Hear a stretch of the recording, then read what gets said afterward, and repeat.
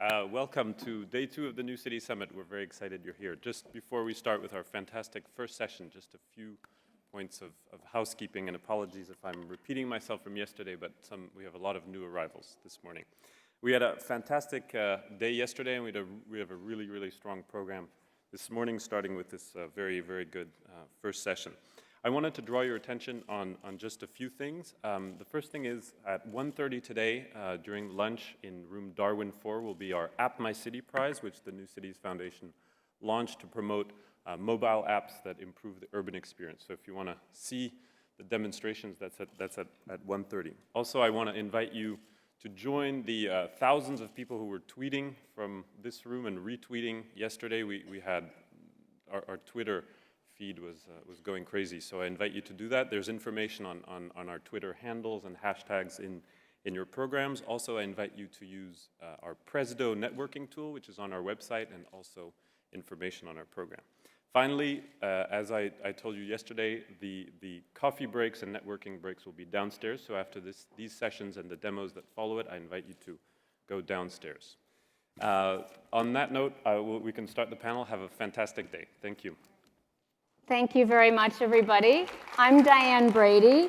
I remember the first Twitter thing I think we ever had, somebody was tweeting about my outfit, so that made me very nervous. But thank you. I realize we are competing with, I think Francois Hollande is actually getting sworn in simultaneously as we're doing this. So if you actually want to tune in, hopefully this will be more compelling, but you never know. So we are aware of the fact that we have stiff competition out there.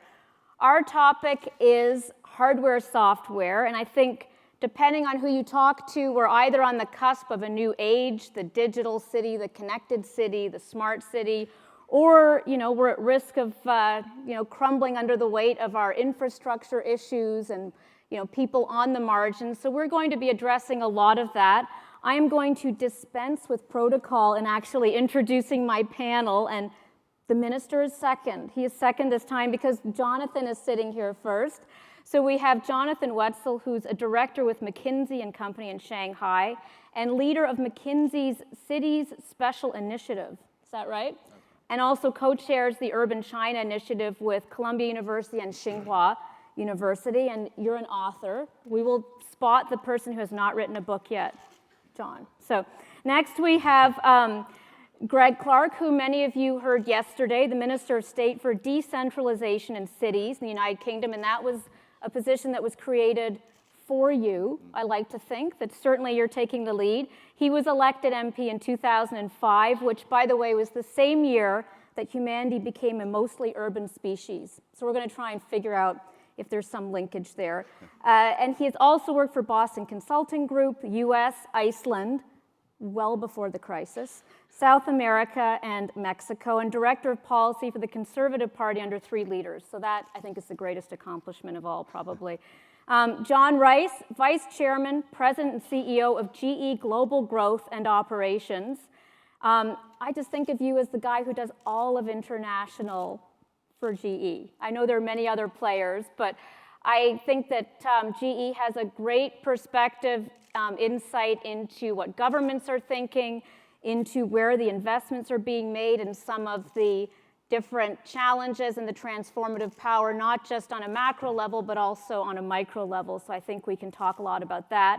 And last but not least, Parag Khanna. He does not want me to call him an adventurer, scholar, geostrategist, so we'll get that part out of the way. But he is the Senior Research Fellow for the New America Foundation, Director of the Hybrid Reality Institute, terrific thinker, has written a number of different books and is doing a lot in this area. So I am just going to start. Gentlemen, I actually am going to go with the minister first, and I want to just ask each of you a little bit about the current landscape. From where you sit, where are we in this push toward the connected city? Where do you see the pressures, the opportunities? So, Minister, I'll start with you. Sure. I guess one of the challenges for city government, one of the things that city mayors or city leaders have always had to provide is infrastructure, and they are judged on whether they can get the trains moving, whether they can get people moving around cities. And I think already the notion of kind of connectedness and the interactions between people are making a big difference. I just brought a few examples from London that people will be, I think, familiar with. Anyone that's been in London lately will have seen the ubiquitous bikes all around the city. They were sponsored by Barclays, but at great expense. But I think they've become known as Boris bikes after the mayor. So that was a good investment. But one of the challenges, clearly, if you want people to arrive at a station and use a bike, they need to have some confidence that there's going to be a bike there for them to get on. So this London Cycle Hire app, which has had 250,000 downloads to date, will tell you very clearly in all of the different places how many bicycles are available and whether you're going to be able to get from A to B. Very important to be able to have the confidence to rely on that kind of mode of transportation. Without it, then it's going to be hit and miss. Let me go back. So Britain's #1 travel app at the moment is something very straightforward, very simple. It's a bus checker, and it tells you how long you've got to wait for the next bus to arrive. So again, if you want to get people out of their car, if you want to give people some confidence that they're going to be able to get around the city, pretty basic, but be able in any particular spot to know how long you're going to wait for the bus to arrive. Very important. This comes from Transport for London, the Transport Authority. It's open source and developers have access to this. So it's not a major investment? Not a major investment. It's just the data is put out there, and this is available to any London citizen, and it's the most important app that is being downloaded in travel at the moment. And just in terms of governance, you also want to look at what's going on in the city. This is something that University College London designed for the Mayor of London as a dashboard to be able to see what's going on there. Is weather a factor in governance? Weather is very big. You're asking that, Dan, in the UK and in London. It's very important. And it also has some implication. I think you can see in the middle right-hand side, you can see the relative mood of the city as per Twitter, and how this has been compared to the long term, how it is compared to other places. And I dare say the connection between whether Londoners are feeling good about things and bad about things has a lot to do with the box on the weather. And the mayor can see in the centre that those 4 quadrants there on the cycle hire scheme. The mayor can see how many bikes are available, how many docking stations have bikes available, because he knows that actually if people are turning up at the station, there's no bikes available, then the mood is going to be going down, and so will his polls. So having this kind of holistic view of the city, you might say, traffic, all sorts of other things there, is something that the mayor has access to. And of course, it doesn't necessarily need to involve the government of the city. One of the most interesting and happening things in London at the moment is the peer-to-peer sharing of information among black cabs, rather than waiting for the official traffic when they're parked, alerts. right? They're not supposed to be tweeting while they drive. Well, they tweet when they're parked up. Okay. But also there are sort of words that are recognised through tweets that then give pretty accurate updates on maps as to what's going on in London. So all of these things, taking what has been very traditionally a kind of nuts and bolts responsibility of city government to provide transport and to give people information. Actually, even at this relatively early stage of development, it is becoming indispensable, I would say. It's more about the information economy and tapping into that, really, almost empowering people. Well, I think I want to bring in Parag, because you've actually looked a little bit at, talk about the landscape and some of the trends that you're seeing, even with the Hybrid Reality Institute, in terms of where this is taking us. Is it much more about personal empowerment, or do you see sort of other trends that you think are going to reshape cities? Thanks, Dan. Yeah. I'm glad you brought up information economy just at the end there, because I think if we take a step back away from the micro technologies that we're going to be talking about a lot, during this conference, and think about kind of just broader evolutionary patterns, I think that the rise of the city combined with this IT paradigm is actually bringing us into a new kind of authority, which I'm calling the info state. So not the military state, not the not the market state and not the petro state, but the info state. And so this convergence of urbanization and our focus on mega cities, mega clusters, and IT, it's creating this info state. Info state, it becomes an authority in its own right. And you see this within countries and also internationally. Cities kind of stepping up, conducting their own diplomacy, setting up their own trade promotion missions, having their own CTOs, and so on. And I think that this is really one of those mega trends, and it's fundamentally a political development. And so, like individuals who may measure their authority by their connectivity, how many friends do you have online and so forth on Facebook, for a city, there's an external dimension as well. It's not just the internal technologies that Greg has displayed, but it's also how many connections you have internationally and how well are cities doing that. And that's what an info state is going to be about in the future, not just the internal, but the external. But on the internal, I think it's also extremely important to step back and looking at the title of this session, hardware, software.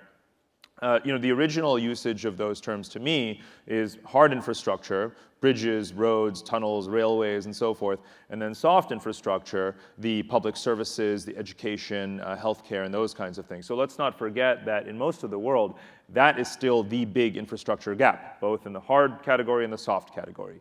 And to my mind, the successful emerging and frontier markets are those places that are investing the most heavily in just getting up to speed in those traditional categories of infrastructure. And you can see what an impact this has on quality of life, on GDP, where you have just one development that unleashes this kind of urban acupuncture, right? This release valve for people to move. Urban acupuncture, is that your term? I don't think so, No. no. But We're going to try and see whoever trademarks coined the it, term I here. hereby, if you take the example in Mumbai, the Bandra Worli Sea Link, this bridge that took more than 10 years to build, it could have been built a lot faster. It's reduced the commute time from the airport in Mumbai to downtown in half, from 3 hours to about an hour and a half. It's just remarkable the impact that's had on the city. How many more meetings you can have a day, how much more freely you can move around and so forth. So enabling people to just move with whatever basic infrastructure you do is still the priority. And again, it correlates tremendously to economic growth as well. So that's a key thing. So John, I want to ask, because this is such a big category, you could almost literally drive a truck through it in terms of, we could talk about energy, you can talk about transportation, you can talk about sort of just the personal empowerment. What are you seeing in terms of, first of all, the gaps, but also some of the more interesting investments? Because we can't forget that whether it's cities or countries, there's a lot of financial strain out there and Sure. choices that have to be made.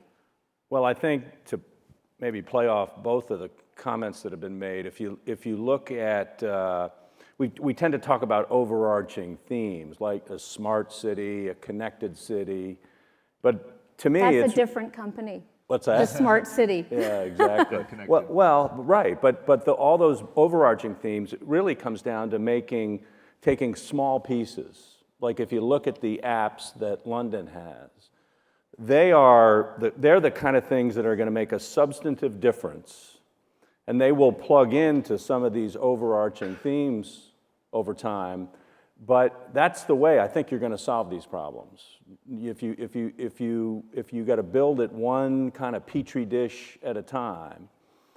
Are there particular areas where you would identify the gaps right now? And I do want to talk about people, because I think that is, obviously when we talk connected, we're talking about communities. But for example, do you feel like it's energy? Is it education? I mean, maybe it's all of the above. It depends on the communities. But I'm curious where you're seeing the most interest and actual traction in terms of, because a lot of this stuff is pie in the sky, but at the same time, I think a lot of it is, starting to happen on the ground, and I'm curious where people are putting their investments. Well, I think in just about everywhere, it starts with energy, healthcare, and water, because those are the basic building blocks. If you don't have access to clean water, it's hard to have a healthy population. We take it for granted in a place like Paris, but you don't take it for granted in a place like Bangalore. Mm-hmm. And so and if you don't have basic forms of reliable power generation, it's hard to have good health care, because most good health care has a plug. And so you have to have those basic things in place before you can even begin to think about moving people around and cutting an hour and a half off the commute time. You got to have the basics. And people are measuring themselves, and the point about the digital connectivity, they can compare what they have with what other people have in a way that wasn't even conceivable 20 years ago. And if they don't like the comparison, they vote. And so the pressure on governments, local, regional, state, federal, to do something about this fast has never been greater. Jonathan, I want to ask, there's always curiosity about China, and since we're talking about the intersection of technology and, the physical infrastructure, tell us what you're seeing there, and also, I'm always curious whether it's the infrastructure issues in the developed countries, to what extent some of these emerging markets, emerging economies can leapfrog in some ways Europe, the US. You've talked a bit about that, so tell me what you're seeing. Well, sure. First of all, building on Parag's and others' comment, when we think about hardware and software integration, in this traditional sense, you are living through the single greatest integration of hardware and software in the history of mankind. With 15 million people moving to cities in China every year, 1.5% of the population. This fundamentally changes everything. This takes us from 4,000 years of agrarian-based culture into a city. And a city is a place where the frequency, the density of interactions changes who we are as the individual, almost at the cellular level. So when we talk about the connectivity effect, simply the technology of what is a city is the single biggest change. And this is what you see every day. This is what's going to change the country, change the people, and yes, because of the scale of China, ultimately change the world. I think if we take this then to the technology aspect and sort of saying, where is the technology how does technology affect this, and what is the opportunity? Because the first fundamental technology is the fact that we have a city. That's a basic technology. It's a meta conversation, if you will. And then, okay, what are they using? And the Chinese model has been very practical in the sense that we really want it to work. This is not something we want to take a risk on. That when we build a brand new city, it really does need to function. So there is a tendency to take an engineering-driven solution. So what is the template? Where has it worked before? We like to take commercially proven technologies and execute them at scale.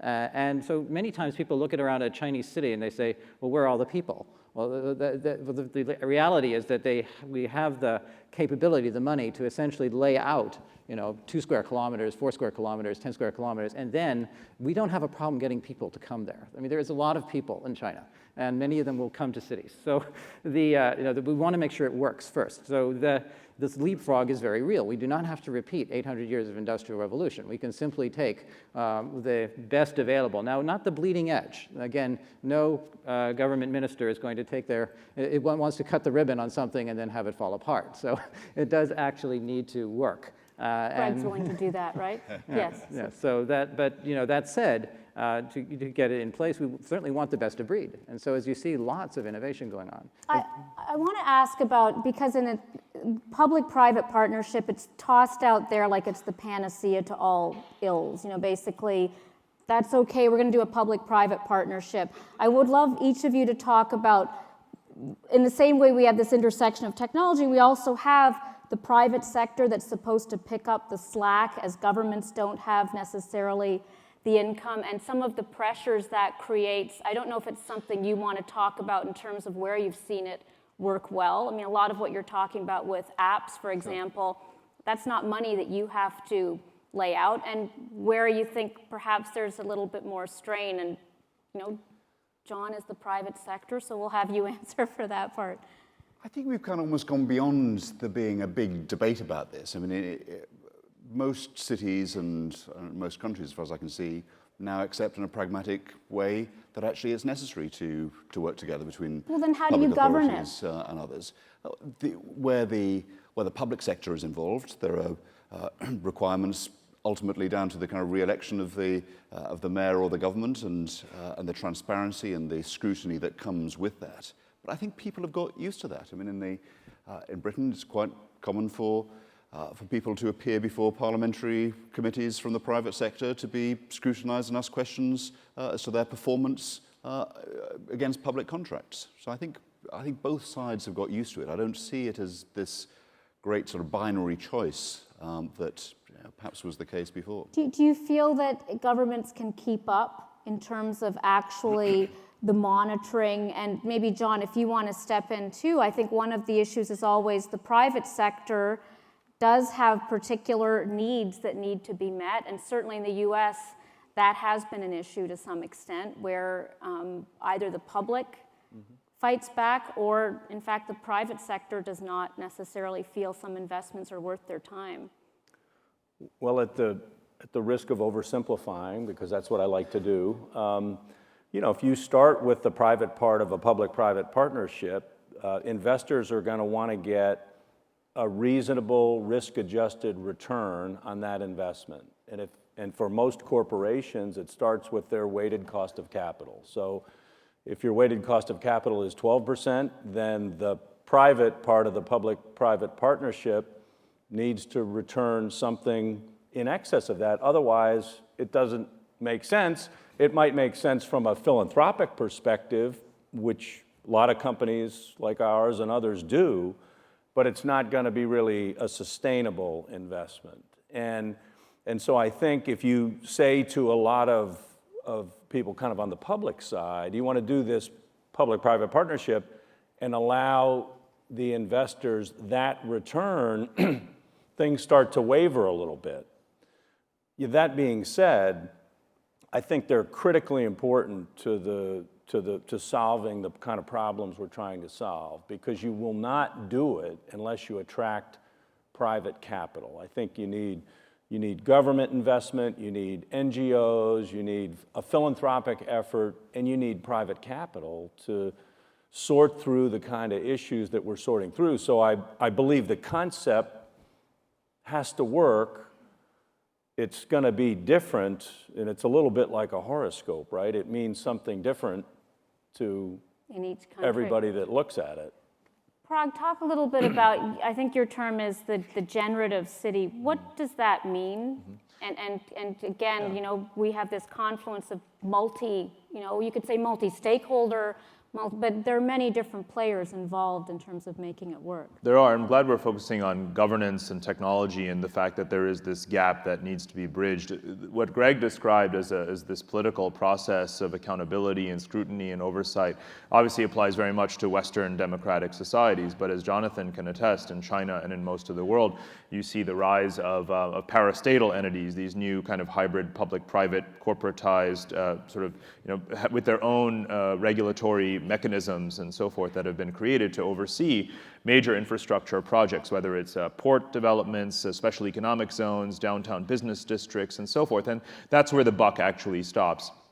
And those aren't necessarily democratically accountable in nature at all. And so what it reminds us is that who governs technology really matters. Technology can be used to liberate. This was your question about empowerment. It can be used to liberate, but it can also be used to regulate. I'm beginning right now to research what's happening in the Pearl River Delta region of China. Jonathan would love to talk to you about this at some point. 100 million people, a cluster of cities that includes obviously unique historical entities like Hong Kong and Macau, but also the cities around them like Zhuhai and going all the way up. So 100 million people, but each of these cities now that's more and more connected infrastructurally, still they're playing this kind of technological arbitrage, you could call it.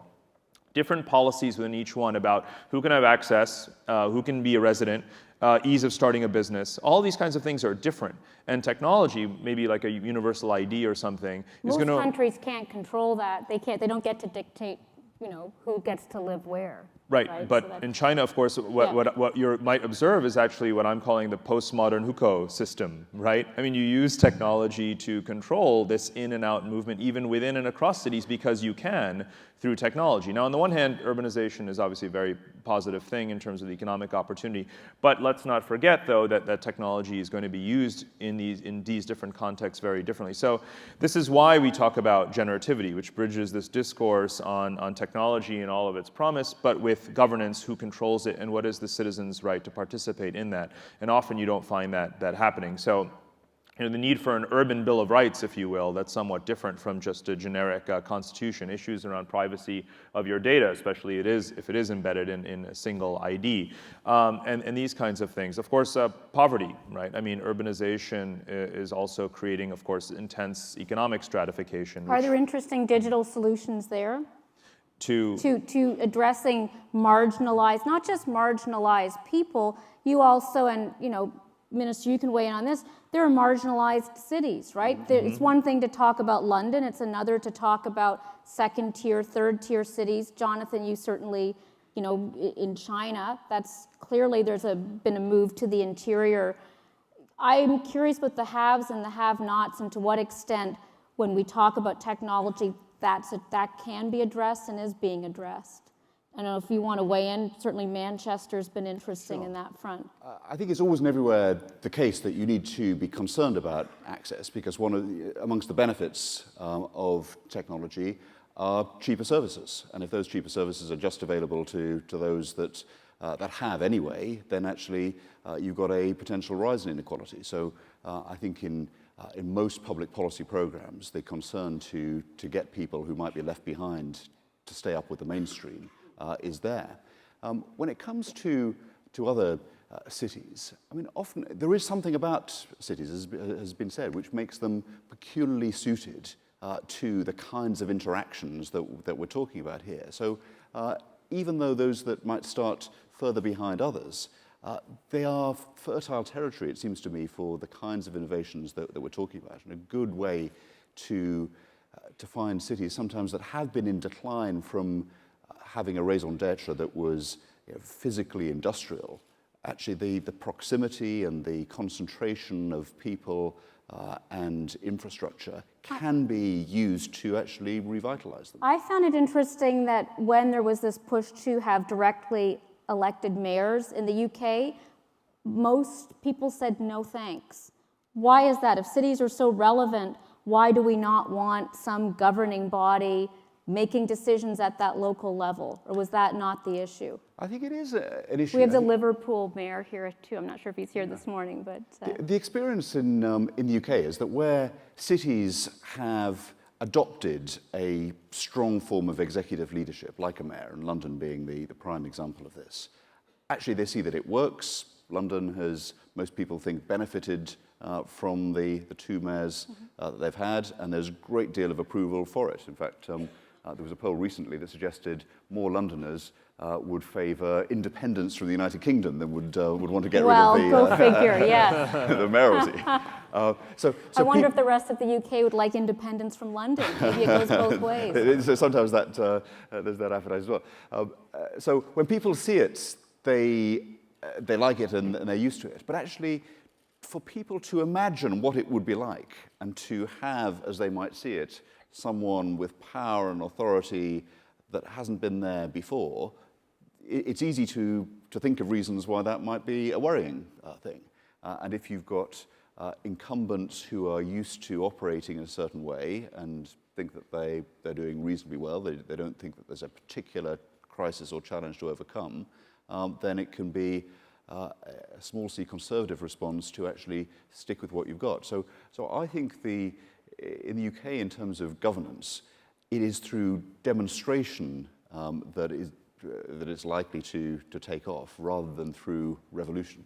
Jonathan, I want to ask, one of the things with technology, as you democratize technology and it gets built into the fabric of cities, it can't be controlled that easily. And I'm curious, when you look, whether it is China or other markets, since you look at it on a global basis, to what extent, when we look at the infiltration of the information economy, it must be nerve-wracking when you've got governments trying to make decisions that then essentially sometimes are beyond their control. I'm not sure if you've seen any interesting kind of tensions there, especially with China. We've read a lot about the migration to the cities. We've also read a lot about the tensions, frankly, and people sort of pushing back. Well, yeah, I mean, I think it's no secret that in any fast-changing context, we have a dramatically new and rising set of expectations on the part of the community. And so you couldn't and urbanization, again, made that happen. So you couldn't have Tahrir Square without the square. In China, we see this rise of so-called incidents of mass unrest. It's to the government's credit that these numbers are actually published, regardless of how reliable one thinks they are. And I think the answer is implicit in the context of each society will handle this quite differently. I always tell people about in a Chinese city, you can tell it's healthy because when there's a traffic accident or there's a bicycle, and then some places a policeman shows up and people scatter. In China, the policeman shows up and 50 people immediately come around and have a conversation and say, what's going on here? Who did this? Why is that happening? Takes pictures, and there's a big, long conversation. And that's a healthy society. And that, magnified by orders, several orders of magnitude, is the impact of information technology on this city. It allows us to discuss and debate. So interesting responses. In China, we see quite a lot of transparency of indicators for city management. So city dashboards that are then put out building, I think, on many historic UK charter experiences to say this is what the city government should be held accountable for. You should have this expectation of how long it takes you to get your telephone line connected or what have you. And that's public, and that's actually a metric or to be used by the government to evaluate the performance of its own officials. And in China, of course, we're very big on performance evaluation, lots of tests. So this is how it plays. I'd like to bring it down to the ground a bit, and I do want to take questions from the audience. I'm not sure if we have mics, but where you're looking at really intriguing projects that you think are either, indicative of where we're heading. John, you've talked a little bit about what's happening, for example, in Brazil with healthcare. I do think that we tend to step back and see this big overarching digital fabric, and that's the conversation. But oftentimes it's on a very small individual level, whether it's the apps, that can actually have a transformative impact in a city. So can you talk a little bit about the projects that you've seen that really are intriguing to you that people could maybe learn from? Well, if you take healthcare, for example, one of the things that we started with the mayor in Rio a few years ago is a kind of a series of mobile applications which would allow him to get basic forms of healthcare into the favelas. And if you know, as you do, you understand what's going on there. These are kind of self-contained neighborhoods, very poor people who don't tend to want to leave and certainly aren't going to go across town to get to a hospital or to even have basic healthcare services performed. So we developed a mobile application. In this case, it was a vehicle that could transport ECG machines, ultrasound, X-ray, right into the favela, have people, checked, and the information, and then they could be transported back to the hospital if that's what if they needed that, and that's now become kind of a handheld bag that somebody can walk in with a handheld ultrasound to perform basic services. And it's hard to describe that and then say that, okay, so today we have a much healthier city in Rio than we had before, but you have a bunch of people that look at that mayor differently because they can see a basic service that they have today that they didn't have 5 years ago. And I think what people at that level want to see is progress. They want to begin to see steps, recognizing that there's a long journey from where they are to kind of a healthy society. I'm curious, even we're talking at the city level, but at the same time, today, for example, Francois Hollande is immediately going to Germany. Everybody's fretting about, Greece, whether or not it will leave the Eurozone. They're downgrading the banks. So it is in the same way we're talking about connected communities at the local level, we're in a connected global economy. And I'm curious sort of the intersection of that, some of the policies that take place, and also when you're kind of looking at the landscape, when you talk about whether it's hybrid reality, but some of the different initiatives that you think maybe create tension between the local, the personal, and the global, because that's certainly, I think, a fear factor right now people have where in the same way they have real-time data on what's happening in their city, they have real-time data on what's happening in other parts of the world. So I don't know if you want to talk a little bit about that. And I also wanted to just start with an example from a poorer country, building on, because Greg gave the great example of the London black cab drivers and tweeting. Well, I mean, in India, there's something called Map Unity, which actually leverages police, traffic cameras and other sensors, and provides that information in a very sort of user-friendly way. And it's used a lot in poorer communities, being deployed in slums and so forth around India. So I like to see this leveraging of technology, because it's there and it's getting cheaper and more mobile and accessible by poorer segments of society to suit their own purposes. And so you can see when it comes to healthcare, for example, in parts of India, especially in Mumbai and poorer areas, there's this crowdsourcing of knowing where to go for the right health treatments and clinics and so forth through the mobile. So I think this is really a remarkable thing. Around the world, you clearly see this desire to seize on technology, even if people may not fully understand the implications in terms of the data privacy and control and so forth. And that's obviously going to continue. But when it comes to this heavy infrastructure investment that we've been talking about, we clearly see, and I think this is, explains why, John, you live in Hong Kong, Jonathan lives in Shanghai. I mean, it really requires long-term infrastructure investment and commitment, and you're not seeing that in Western societies where all the conversation is just around debt. And in the United States, also, you asked about first move or sort of leapfrogging earlier. When Obama was elected, there was a lot of talk about 9 or 8 high-speed rail systems that were going to be deployed around the country. But the problem was, of course, that because you have Amtrak already from Boston to New York, you actually don't have the space, to build that new high-speed line. So, politics and the kind of entrenched built infrastructure that's already there can get in the way. And I feel that a lot of Western countries are kind of mired in that between the debt and between the existing legacy infrastructure. It's hard to have the kind of imagination and the kind of current account surpluses and so forth that the emerging markets have to make these investments. So even if they're stumbling, we know that the Masdar project has stumbled, and there's political obstacles in Songdo in Korea and so forth. But you don't see a diminished willingness or long-term reduction in ambition to actually do these things, because again, these are the places where populations are growing the fastest, so they more or less have to do it. Which is why, when Jonathan was speaking about building cities in China and at first building them without any people, and he says there are a lot of people will move in. This reminds me of this phrase "bridges to nowhere," which I actually don't like. I'm really curious to have Jonathan's response to this, but I don't believe there are bridges to nowhere in emerging markets. I think that people will live there. If there's the media loves to focus on an Inner Mongolian city that's sort of barren at the moment, but there is also an inward reverse migration happening in China as they try and develop and spread lower cost manufacturing internally and so forth. People will probably live in that city. It's probably unfair to say that it's a bridge to nowhere, but correct me if I'm wrong. No, I think that's right. But to some extent, I think first of all, the system is horrifically inefficient. There's no way you can argue against that. I mean, this is just a huge amount of money to be spending on investment and not generating enough employment, and there's all this, these other issues. But the reality is, again, we're after a practical solution. We want something that actually works. And so this model works. It works in the sense of it takes people out of an agrarian existence where they have basically no impact on society and puts them in an urban context where they can start to learn, be educated, provide goods and services, pay taxes, consume. It kickstarts an economy. So is this done in a good or bad way? What I think the Chinese example tells us is that you can do this at scale.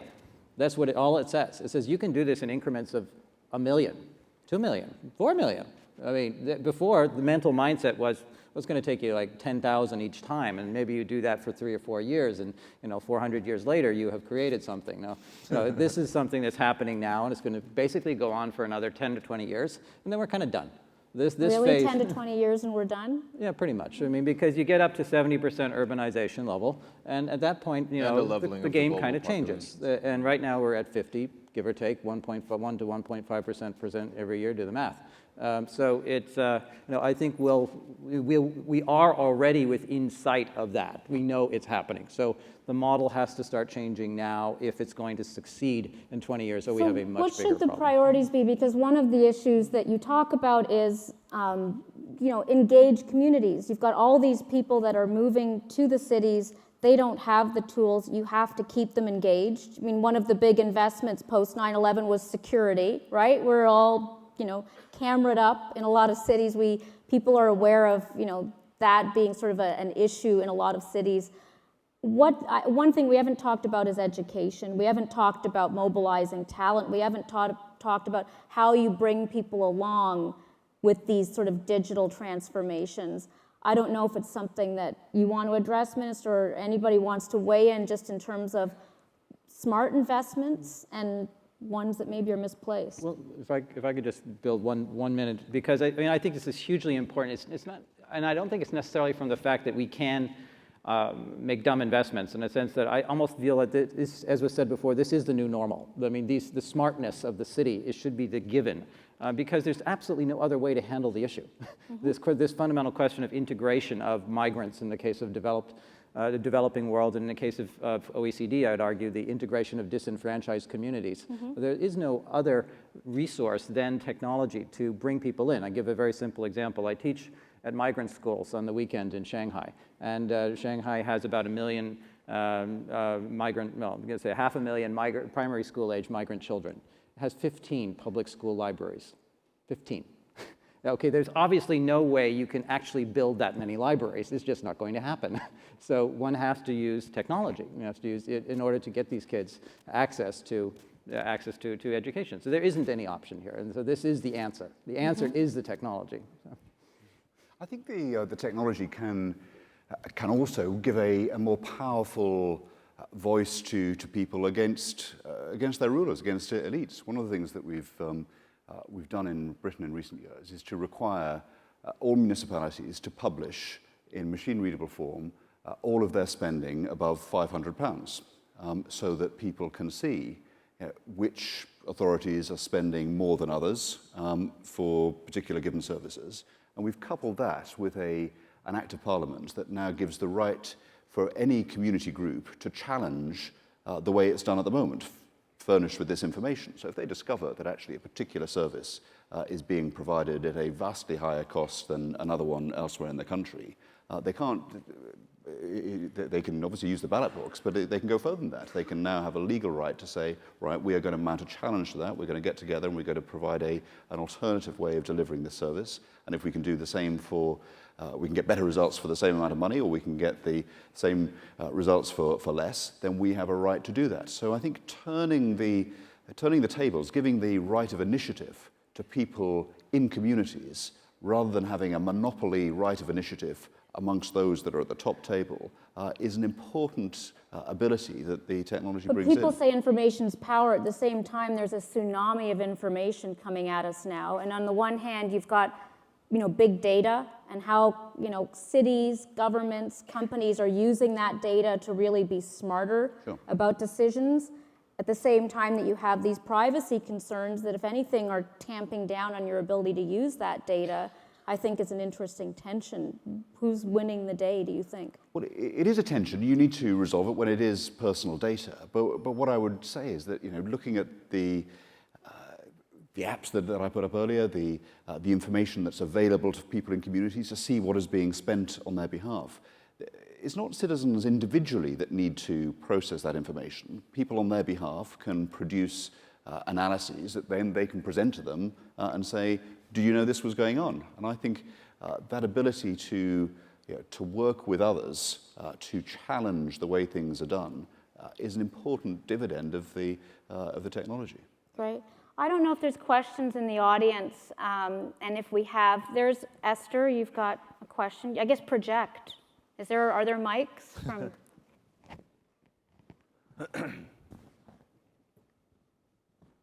So I'm Esther Dyson, angel investor. I'm curious how you see the software making the use of the hardware better. Everything from, for example, better traffic monitoring, metered pricing of everything from water to congestion pricing. How can information technology make the hardware resources better used in what ultimately is a finite world? Sure. I would love to take a shot at that. Pretty much everywhere. If you look at our infrastructure businesses, jet engines, gas turbines, all forms of healthcare equipment, the physics of getting to the next level of efficiency, if we put a new jet engine on an airplane, if we introduce a new gas turbine, the physics of squeezing a few more points of efficiency require billions of dollars of investment. And then you look at what gets lost or misused or mishandled from the point of power generation to the point of consumption, flipping the lights, it's enormous. And the ability to manage that more efficiently and more effectively digitally is the next wave of activity for us and a lot of companies. We're 130 years old, 115 of those years was largely around hardware. The last 15 have been around hardware and services. And now the third leg of the stool is going to be software and digital forms of connectivity, algorithms that allow you to understand exactly what's going on in the home, exactly what's going on in a plant vis-a-vis power consumption. Because people talk about a smart grid, but if you don't get to where the point of usage takes place, you're not going to have a very smart grid. You might have a smarter grid, but it's not going to be smart enough. You got to be inside the plant to really understand how to manage power and add power and redirect power in the most efficient way possible. So for companies like ours, this is the next generation of activity.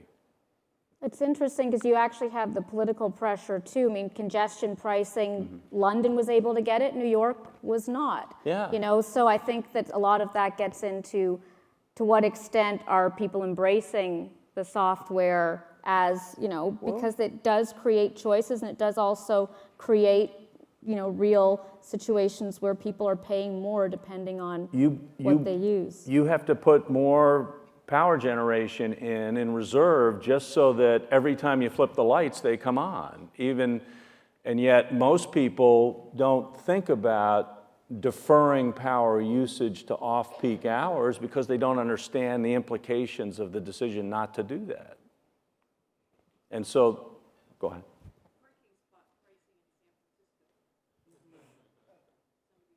Parking spot pricing in San Francisco. Well, why do you have a car? No, I'm just kidding. Well, I was on a highway in Georgia this weekend, and they have a special access lane, and the price to be on it changes depending on what time of day it is. And they have a sign that says from here to X, whatever exit costs you 25 cents, and if you come back at a different time of day, it costs you $1. And that's the way the world's headed, the smart world. Go ahead. We have a question right here, and then a question, and then you're next. My name is Sayyid Saifur Rahman. I am from Karachi, Pakistan. There's a slight confusion in my mind because from yesterday, we are talking all about the developed cities who had already the developed infrastructure. And in that capacity, we are talking about the hardware and the software. But the city of Karachi, which has more than 25 million of population, still we are toddling to make the hardware. We don't have the infrastructure for the traffic. We don't have the infrastructure of saying that it's a 12th biggest city of the world by population. What I think, as Mr. Khanna said, the software is not the technology, but the education, health, and the clean drinking water. So what comes in my mind that when we have a very little revenue collection, what will be my priority? Should we invest for the hardware, still starting from the beginning, or should we do the both thing simultaneously, investing into the hardware as well as into the software? Maybe I'll just say it's obviously a little bit of both. On the one hand, Jonathan and Greg talked about how technology is part of the solution, and John said, until you can turn on the light and there's power, how much can you actually do? In Pakistan and other developing countries where you have power less than half the day, certainly in Pakistan it's every hour on and off right now in major cities, you actually have to work on alternative forms of power supply. It would be nice if there were sufficient tax collection and budgetary allocation towards power supply and more generation. But and you've been working on that for years, actually, and the capacity isn't sufficient to cope with urbanization, growing populations, energy consumption around the clock. So you have to look at the usage of alternative energies and the creation of grids around those energies to feed specific districts and communities, particularly in urban environments. And I think that there is just the beginning of this conversation happening in Karachi, but it's something where you should expect or demand a lot more or try and inspire a lot more private sector investment, because ultimately they'll be the ones to bring in that kind of technology. And you'll see immediately there's a willing market. I mean, consumers are willing to spend a certain percentage, of course, of their disposable income to have that power. It's extremely important and gives them that necessary foundation to conduct economic activity. So this is a huge area that will have to be market-driven, because you just don't see the budgets there in most poor post-colonial countries. What about red tape? That's something that's always interesting to me. Even, people say sunlight and transparency and ergo better decisions. You have situations where, for example, in China, lawyers can now have tablets that give them access to law libraries, which empowers them as they're taking people to court. And, things like getting around the red tape. To what extent are we seeing any evidence yet that the software is actually enabling people to, in some ways, circumvent some of the worst parts of the political infrastructure? I don't know. I mean, a lot of it is come down to personal choice. Sure. I think politicians need to be a bit more relaxed about experimentation. It was said earlier that actually no politician is going to want to cut the ribbon on something that turns out not to work. And actually that is a pervasive view in politics and in the scrutiny of politics. I remember before I was a minister, I served on a committee of the House of Commons that scrutinized public spending to see whether they'd achieve value for money. And the senior civil servant in each government department would be hauled before the committee, usually after some alleged failure, to account for themselves. And there was a line of questioning that was always available to a member of the committee if they hadn't done much research in the subject matter. And it was this: they could ask the witness. They said, before we had this report from the National Audit Office, were you aware of this problem in your department? And you could see the official turn white at this question, because there's no recovery from it. He could either say, well, yes, I was aware of it, which the next question was, so you were aware of this problem, you did nothing about it until you were brought before this committee and exposed in public. Or then the other response, of course, is, well, I wasn't aware about it. And so you're running this department, and by the way, how much are you paid? And you fail to have a grip of what's going on. And you could see from that level of public scrutiny the pressure for caution, against risk-taking. Mm-hmm. And actually, I think it's very corrosive. And I say to my colleagues in politics that actually you need to be a bit more relaxed about things sometimes going wrong, experiments not working out. But because I think the net result of experimentation, innovation is positive, but there are going to be some negatives on the way. Diane, I think this is a very important point. If you look at developing countries, you tend to see at the very top government leaders that get it, that understand that if they don't put these infrastructure investments in, the basic things, their card's going to get pulled. And that's obviously the Arab Spring reinforced that. But then underneath that, you've got bureaucracies that are either, some of which are corrupt, some of the people in them are afraid of being accused of being corrupt, and tend to almost unilaterally be risk averse.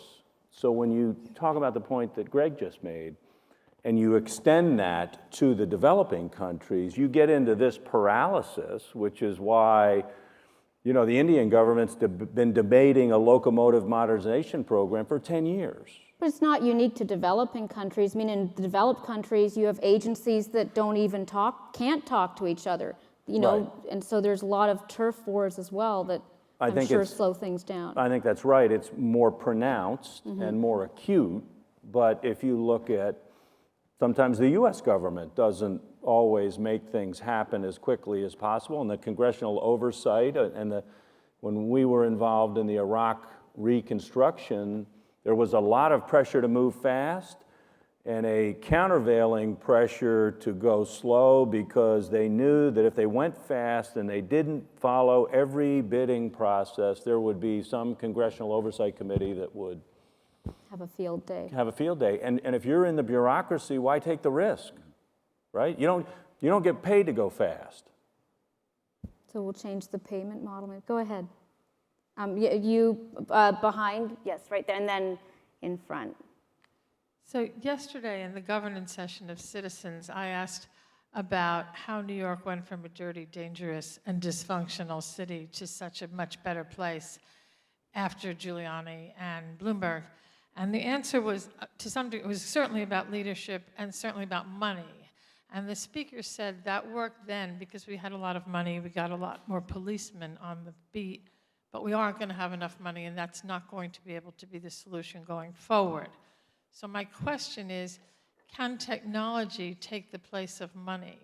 And could technology be used so that we could find out where the next crime was likely to be committed, or where the next problem in the city was likely to happen, so that we could use our resources better and not need so many of them? Yeah, you have security systems now that can monitor, 500 different stations with a handful of people, because the technology allows the monitoring to filter out events that aren't a problem, and then when they see an anomaly, they pipe that to the place where the people are looking at 10 screens. So you're monitoring 500 stations with 10 screens, and what pops up on the 10 screens are the anomalies that are detected by software, which can... That doesn't create jobs, does it? Does that take away jobs? I mean, that's one of the big issues in a lot of countries. But if you can't afford to hire That's the true. people, you're not going to create any jobs either. Yeah. And you're going to end up with less safe subway stations. So that's one example where technology today can help that. But that's an investment that might have, depending on how you calculate it, a 5-year payback. And part of the challenge, and you live in a world where people are elected to finite terms, their ability sometimes to get past the immediate kind of set of issues and think long term in terms of a payback is very hard. Okay. In front. I had the same kind of question. I was thinking if the technology can change the democracy. And I'm thinking about what Mario Monti is doing in Italy, where he have asked the population to see and denounce all the waste that could be in Italy. And he has received hundreds of thousands of emails saying that this fountain was running the water all the day, that there were some problem in the transportation system in this place and so on. So having the population come and say, how can I see where the money goes and do on scarcity. So I was wondering if you wanted to do something like that in UK and you think it's a new way to do democracy. One of the things that one of our boroughs has done in the UK is to publish its real-time energy consumption on the website. And throughout the nights, throughout the day, you can see how much is being consumed in all of the civic buildings. It's had a transformative effect. I think the consumption dropped 30% in the first year as people instantly started emailing in, writing to the local papers, why on earth are we paying this amount of money? I walked past the town hall and the lights were on at 3 o'clock in the morning. Things like that, I think, do engage people and actually put some pressure on people in that way. And I think it works also from the services side. The 311 numbers, and I know it's one of the New York and many American cities have this, is when you put a number out there and you say, all non-emergency services, you can call this number. Well, again, if you announce that, then it has to work. And so the government then has the licensed and registered DMV has to be connected to this number in the same way that the water and utilities service line is connected, which requires rewiring the processes of the entire city. So at that point, you get more customer responsiveness, and you've enabled that because you've promised through the technology to give people access to all non-emergency services through one number.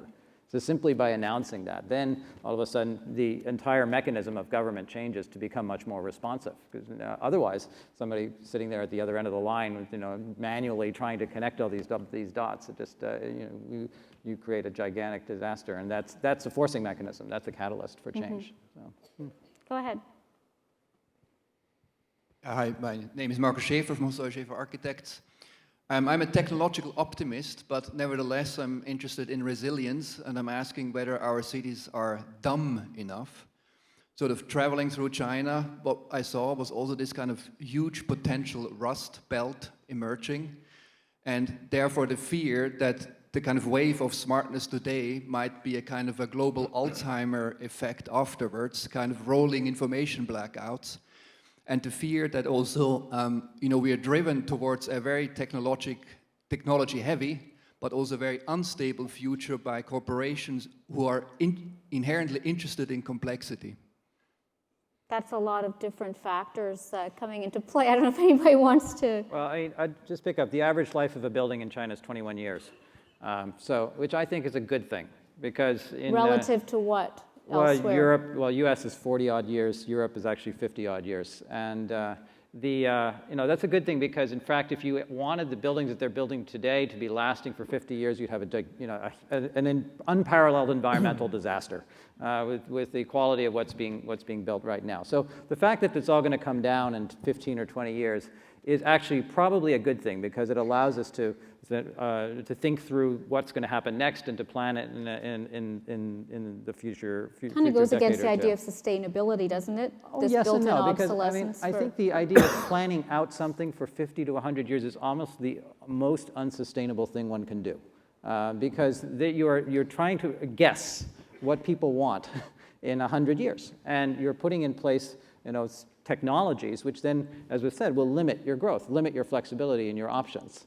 And so, in fact, being a little bit more humble about what the planning horizon is, in a sense, taking the big black pen away from the planners and giving it to the people, and using the technology that we have instead to create options. I think that's the more human and the more sustainable path. I want to, and I'm not sure the time, so if anybody wants to come throw a shoe at my face, by all means. But one thing I want to talk about a little bit is when I hear technological optimist, I look at what's happening with people on the ground and the amount of public unrest. We've seen it obviously in Europe. We see it in the US with Occupy Wall Street, the Tea Party. I mean, people are feeling angry and powerless at the same time that they're technically getting more empowered.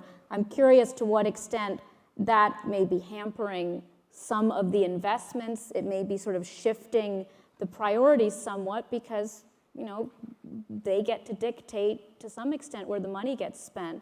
I don't know if it's something you want to talk about.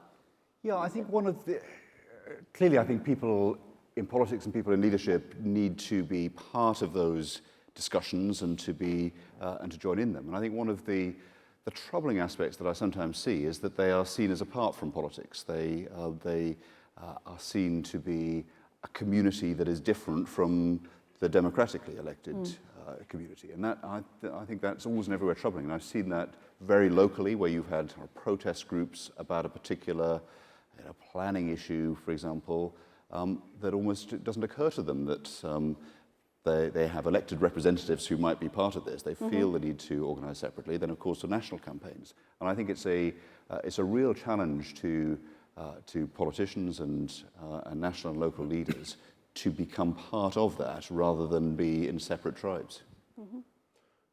Diane, I think that it is creating a crescendo around infrastructure investments that you didn't hear 10 years ago, that the ability of people to compare notes, the 1.5 billion people in the world that don't have access to, adequate water or energy or healthcare, they now have a voice and an ability to organize, and that fact is not lost on governments. And so I think they're sticking with, they're following through on ideas with respect to infrastructure, not always as fast as they should, but the intensity around the discussion when we meet with ministers of energy and the leaders in any developing country, they want to get stuff done. Now, it breaks down a little bit in the bureaucracy sometimes, but I think at the top they know their card's going to get pulled if stuff doesn't happen. I mean, the Arab Spring, which you were alluding to earlier, was most certainly a young generation urban underclass phenomenon, and it's something that we've seen now, been fixated on for the last year or so in just 8 to 10 countries, but at least 60 or 70 countries have the potential to explode in the same way, given those conditions of poor infrastructure, overpopulation, urban youth unemployment, and so forth. So there is a huge seriousness now that's emerged in these new governments around infrastructure investment. And it's not just the traditional lacking infrastructure that I was talking about earlier, but also a bit of new infrastructure. They're interested certainly in kind of, what, one laptop per child or digital kiosks, any low-cost technological solution. There's actually a lot of work going on right now in the Arab world about how to use some of these lower-cost new technologies to create jobs and to educate and to keep young people productively engaged, which has not been the conversation before. Great.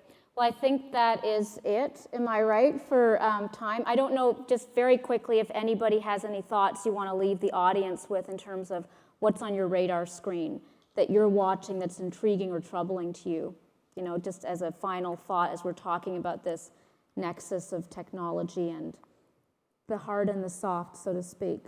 Jonathan, do you have anything quickly to? 10 seconds. I was happy the minister said access, not mobility, because I think the issue is access is how do we get what we want out of cities, as opposed to assuming we have to travel somewhere to get it. So building a better, denser, more engaged community. I think there's a debate in planning circles, and I wish it would be over so that we would focus on access. Okay, Minister? There's a famous dictum that the former Speaker of the House of Representatives, Tip O'Neill, said that all politics is local. Actually, I think the challenge for us in using technology is to go beyond that and to make it personal, because too often I think the experience of technology to date is that people feel processed, people feel that they're dealt with in an anonymous way, and actually some of the technological opportunities allow governments, national or local, to address the particular personal problems that people have. And I hope that the next wave will allow people to feel not alienated from those that they've considered to be in power, but actually to have a greater personal connection. Okay. John? Look, everybody wants to think they have a shot at a better life. And whether you're running a city or you're running a company or something in between, your job is to help make real change possible so that happens. Great. Parag? Well, when you mentioned Tip O'Neill and all politics is local, I was also thinking Bill Clinton around the same time had his famous quip, "It's the economy, stupid." I think we're moving to a world where we say it's the technology, stupid. And whether we're talking about hard or soft infrastructure, I think the key is it should be open. Openness and as Jonathan said, access are really something we should always have an eye to and insist and ensure that technology remains open. Great. Well, thank you very much, everybody, and I'm sure we'll continue the conversation as we go on. So thank you again.